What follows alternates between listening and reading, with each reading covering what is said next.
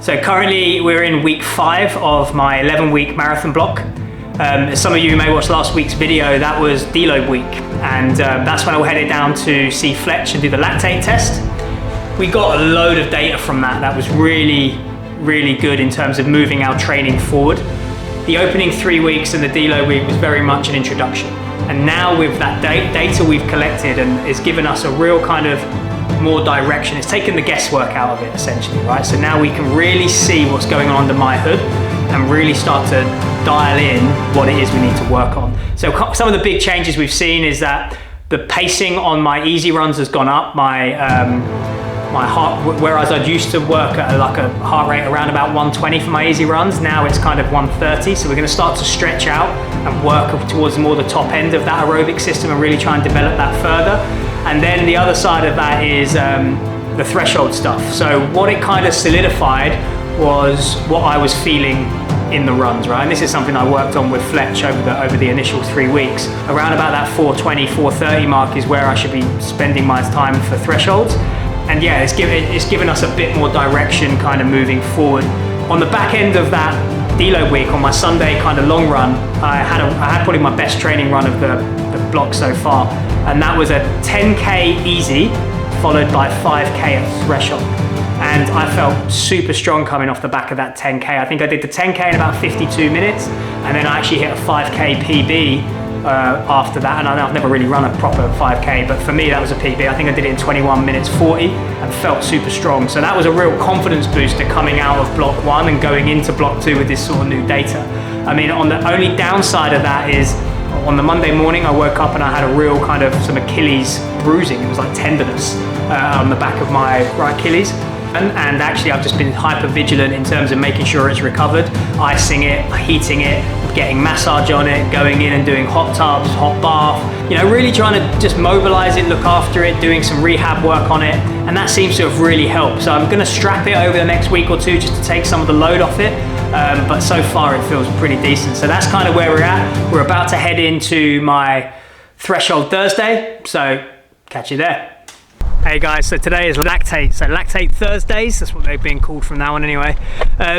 So today's workout, I've got a 2 kilometer warm up, and then I'm into 2 kilometer efforts at lactate. So I'm aiming for around about the 4:30 mark, a 200 meter jog in between, indoor. And then I'm gonna repeat that 3 times. So it's 6 kilometers at sort of threshold. Obviously now I'm expanding this out. So this is something that we kind of saw and learned from that lactate test we did, is that I haven't spent much time sort of in that sort of 9, 10, 12, 15 minutes of suffering, okay? A lot of my training in the past has either been easy running or short, sharp efforts.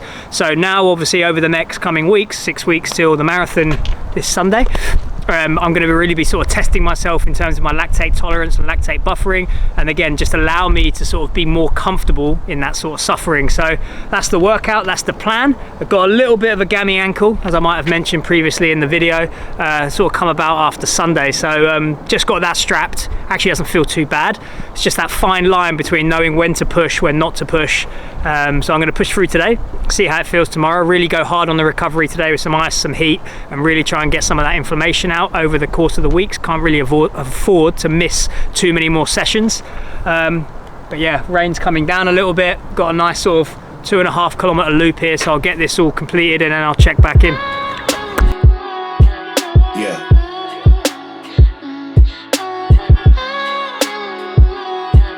Yeah. You must be blinded by the lights. We came to shine here. Watch it look daytime in the night. We bring the vibes here. We full of life, you keep the change, keep the change. They hate and say we went and changed. I stay the same. You must be blinded by the lights. You must be blinded by the lights, lights. Yeah, yeah, yeah, yeah.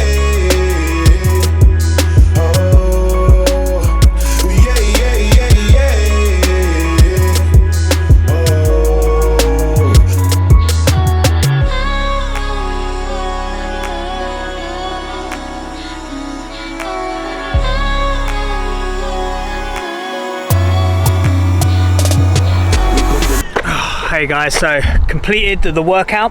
I think I averaged about 4:15s for my threshold work, which I was pretty chuffed with. I think the last K, again, I always like to push the last one, I got sub 4 again, so pretty confident of how I'm feeling. I think today's workout definitely highlighted that that isn't my wheelhouse. That's something I need to get better at. And like I sort of said before the workout, before I started it, it's, you know, you're looking for these weaknesses that you have in your fitness and your strengths, and then you go after them, okay? So my aerobic system at the minute is pretty good, and now I need to go after that lactate sort of threshold system and really sort of spend some time there. So whilst I'm kind of excited for the next block of training, I'm also a little nervous because this is things that I need to get better at personally, and that's ultimately what we're doing, why I'm doing the marathon. I want to improve, I want to challenge myself and get outside my comfort zone.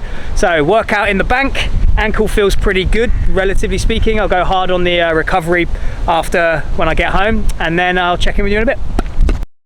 So I set about to do this marathon training as a way of kind of testing myself, seeing what I'm capable of, you know, putting yourself into the arena and really sort of committing to a goal, you know, to push my body and commit to training, hiring a coach, you know, committing to the recovery side of things and going kind of all in on seeing what I'm capable of when I commit to something. And that is something that I kind of look at in terms of my training, looking back retrospectively. It's that I never really had that, you know, and when you have that, the 21st of January, I've got to run a marathon, you're going to be tested. And I believe that you study harder when you know there's a test at the end of it, right? So for me, there's been a sort of a mindset shift. I said in the previous video that not much has actually changed in the weekly setup of my training. But what has changed is it's more deliberate. There's more intention in every session. The way I fuel before a workout, the way I try and recover after a workout. You start to realize that actually the more you dial in, the more your focus narrows, you know, the better you get. And I think that crosses over to many aspects of life. I think that's analogous to life. You know, if you want to start a business, it's going to be struggle. You're going to have scary, hairy moments that are going to force you to question why you're doing what you're doing. But if you can push through that, if you can persevere, then on the other side of that is where we achieve our goals. And that has been something that's really sort of nailed home. And I wanted to share that with you because if any of you are thinking about signing up and doing an event, it doesn't have to be this, it could be a jiu-jitsu or martial art event. I think for me, the way I view training is it's changed from just training for the sake of training, and now it's preparation. I'm preparing my body to be able to run a marathon, to run 26.2 miles as quickly as I can.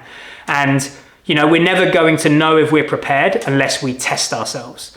And that is ultimately the vital ingredient of preparation, is you have to put yourself into the arena and see where you stack up and to see what you did right, where you did what you did wrong and where you fell short, so that we can then further develop ourselves moving forward. So that's been a real big learning curve for me over the last sort of four or 5 weeks now. And as I sit here now as 6 weeks out from this marathon, it's like the focus narrows a bit more, right? Because that's going to go past in the blink of an eye, and life goes past in a blink of an eye. So if you want something, dial your focus down, commit to it and go all in. There's my message for this vlog anyway. So till next time, guys. Peace.